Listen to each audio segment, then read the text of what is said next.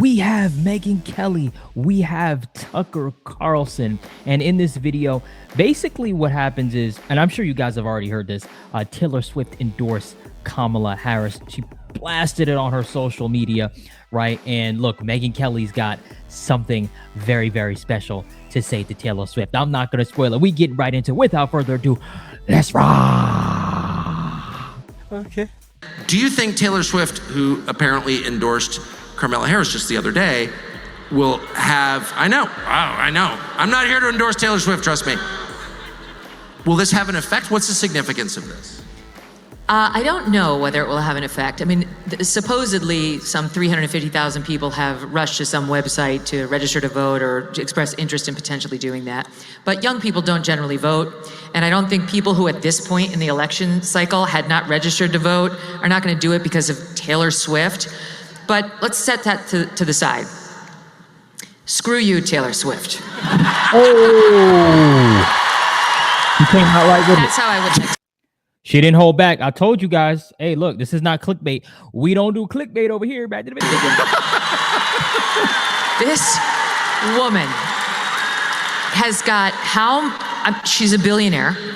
I saw her amazing mansion in Rhode Island. I went to some hotel there, and there it is up on a cliff. You've never seen a more beautiful home. It's one of, what, 20? She's got so many gifts thanks to all of you. Thanks to your daughters, who you probably had to drag to her concerts, and you want to make your daughter happy, and so you did it, and it's true whether you're a Republican or a Democrat. And how does she thank this nation? She turns around, not only does she pick a side in a hotly contested presidential election, alienating at least half of her fan base, but she says the reason she's voting for Kamala Harris is because of Tim Walz's LGBTQ stance. Do you know what Tim Walz has done on the LGBTQ front? Let me tell you what's going to happen. Okay, here's what's going to happen. Here we go, Meg. A little girl sitting in Wisconsin, who's maybe on the spectrum, maybe has acne, maybe is a little heavy set, maybe feels upset because her parents are getting divorced, something like that, is going to find herself down a rabbit hole on Reddit. And her parents aren't going to know because they're getting a divorce and they're not focused on her right now. And she's going to spend hour after hour on that thing, and Reddit's going to tell her she's actually a boy. And she's going to get sucked into this gender cult. And she's going to say, Mom and Dad, I want puberty blockers into cross-sex hormones, which will sterilize her and deprive her of all sexual pleasure for the rest of her life. And they're going to say, no, you're a girl. And she's going to say, but I want top surgery, this benign thing. This double mastectomy where I'll have tubes coming out of me and I'll never breastfeed a child. I want that too, because I'm a boy. And they're gonna say no. And she's gonna go to a judge in Minnesota, and because of Tim Walz, the court will take custody of her, use the Medicaid funds in Minnesota to provide her all of those things, chop off her breasts. Oh my goodness. And if you think that doesn't happen, unfortunately, it can, and the way that Megyn is talking, it may have already happened. Unfortunately, or in some cases, fortunately, but obviously in this case, unfortunately, you know, a lot of young people get misguided by the internet. And it's not the internet's fault, by the way. I'm definitely looking at the parents, right? Such a good point Meg is bringing up here. Let me know what you guys think, but back to the video. Sterilize her with the puberty blockers into the cross-sex hormones. And when this girl inevitably comes to the conclusion that she didn't want any of this, that it only added to her problems, which were the divorce and the acne and the puberty and not any trans issue, who is she going to go to then? This is all because of Tim Walz. That's what Minnesota is doing right now to little girls and boys, taking custody away from the parents so that they can have these procedures without any loving parent there to help. And that's what Taylor Swift just endorsed for your children. So screw you, Taylor Swift. That is, first of all, thank you for saying that. And pardon my ignorance, this is one of those topics that's so upsetting to me. I have too many children, I think. They can take custody? Yeah, there's a law that Tim Walz signed that says the court can take jurisdiction, which in this instance means custody, over minor children who are not getting the gender-affirming care, which is a lie. There's only two sexes. Gender's bullshit. There's men and there's women. One cannot become the other. And he signed a law saying that they can take jurisdiction over minor children who are not being affirmed by their children and get all of those procedures done outside of any connection. Your parents will have nothing to do with it. They won't have access to you. That's so dark. Yeah.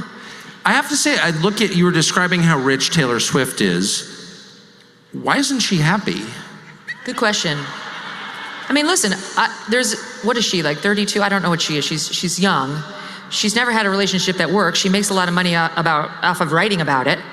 That could be part of the problem. Like, for the reasons you were just discussing. When you find true love, when you have somebody who loves you unconditionally, warts and all, that's everything. And she hasn't been able to find it. She's made a lot of money off of it. And I think she travels from city to city without the grounding that you have, that I have, that hopefully all of you have. And maybe she's feeling untethered. Maybe she's feeling empty and lost. And maybe she wants other people to make similar decisions in life as she has. Because people feel validated when you do that. The one thing I will say in agreements with Megyn Kelly here is, when you're somebody as big as a Taylor Swift, right? I mean, we're talking about the biggest of the biggest audience, right? She's most definitely the biggest artist on planet Earth, 1000%, right? But just in terms of this country, I mean, she's such a big artist that, and this is why I agree with Meg, because, some of her audience is Dem. Some of her audience may be on the Republican side, right? Have different points of views. And once you pick that side, you may have, like, let's say she's got, I'm just throwing a number out, right? Just to give you an example, but let's say she's got 40 million fans in the United States. Her doing that may alienate 20 million of her other fans. Maybe she's picking 20 million in terms of her siding on the Democrat side, but then she's alienating 20 million Republicans, right? Now, this is just a fake number. I'm just trying to put it in perspective to you so you understand, right? So, and that could, now, do I think that's going to affect her and her career? Most definitely not. Probably not. They don't care, right? About politics, probably, right? Most definitely, actually. But yeah, let me know what you guys think about that point in terms of what Meg made. And back to the video. And I think that's why she's misleading these kids. She doesn't have the core that you should have before you ever advise somebody on electoral politics. I totally agree. Right? I completely agree. So it's a very dark day, and I feel like she betrayed all of the moms and dads who took their little girls there and fostered a relationship of fandom, not knowing that she would then turn around and try to trans your kid or bless the man who's doing it, whether he's the Minnesota governor or, God forbid, the vice president. Boy, you just made such a deep point, almost offhandedly as you do, almost parenthetically, but that she doesn't have the grounding to be advising on a question like this. Like, would you buy real estate from a homeless person, or would you take investment advice from Bernie Madoff? Like, why would I ever take an important piece of life advice from someone whose life is a disaster? Right. If she wants to tell me how to sing the song, I mean, okay, I guess I'll listen to that. But, I think it was the comedian Andrew Schultz who said, we'd just be so much better off if people would just do the thing they're supposed to do, right? If the actor would just act and the singer would just... That's it. Just stay in your lane. Just stay in your lane, right? Now, of course, does that mean that you don't have an opinion? Does that mean that, you can't say certain things? Not necessarily, but there is a saying that's called, with great power comes great responsibility, right? So, and I don't think that's been taken, right? That's just my personal opinion. And honestly, I don't even know where to start with the other stuff. Like the fact that you could just bypass your parents, okay, and literally go to the government and say, I want a change, right? It's not even crazy. I don't even know what to say with that, right? Because if we said something like, and I'm not even that old, but back in the day, shoot. You know what I'm saying? Like, and granted, I never had that issue, of course, right? And nobody in my family has ever had that issue. But still, parents would tell you no, right? And rightfully so. But again, it's about that upbringing. But back to the video. Just sing, and the basketball player would just play basketball. I don't want her life advice on anything, but what's so pernicious about this is that we've inadvertently, thankfully not yours truly, but most parents with tween girls have inadvertently fostered a relationship between this person and their daughters and allowed her to become a role model to them. And now she takes advantage of that by looking at these young girls saying, vote Harris Walz, because you can get an abortion at any age and at any term under them, because you can turn into a boy under them, because unlike what they said at the debate, you can try to abort your baby and it can be born on the table and we can just let it sit there without any medical care under Harris Walz. That is a thing, notwithstanding the fake fact check by ABC News. It's sick. Wow. It's hard to see, though, Taylor Swift in isolation. I'm just guessing here, but if she's really in her early 30s and she's made $1 billion in the music business, I don't have a ton of her albums myself. I can't even assess her music, but she's the product of a system. Yeah. And she's got to some large extent be acting on behalf of that, on the American entertainment system, which is to some extent a propaganda system. Like, this is an indictment of a whole industry, kind of.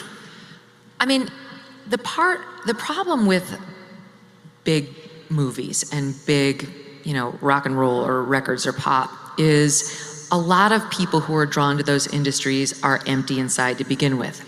And we saw a flash of this in a brilliant moment at the Oscars this year, where, to his credit, Robert Downey Jr. got up there and he won for Best Actor, I think, or supporting, one or the other, for Oppenheimer. And the very first thing he said was, "I'd like to thank my terrible childhood," right? And some people are self-aware and they get through that, and the vast majority are not and do not.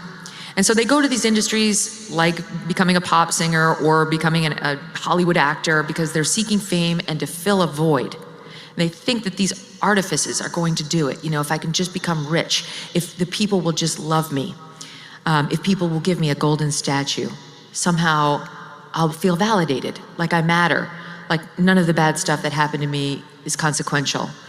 And what they inevitably find is it fills no voids. It only adds to their problems. All the emptiness is still there. This is what happened to Matthew Perry, among many, many others. And I think, I don't want to psychoanalyze Taylor Swift, but I don't think this level of fame is healthy for anyone.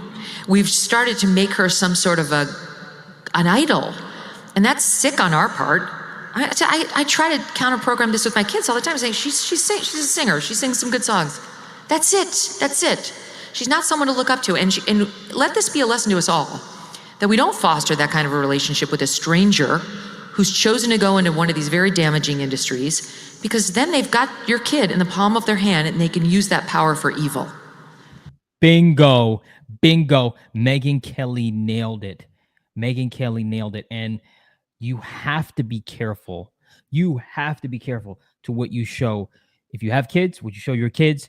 And oh my goodness gracious, because literally the music, the movies, all this stuff plays a huge part in this right here, especially during the younger years when this isn't fully developed, right? That's a big deal. And that could lead to long-term lasting effects. And it could lead to people going down the path of what Megyn Kelly said, where they just tell the parents, "Oh, I'm going to do it anyway," right? "I'm just going to get this done anyway. I'm going to go to the government because this bill was signed stating I can bypass my parents."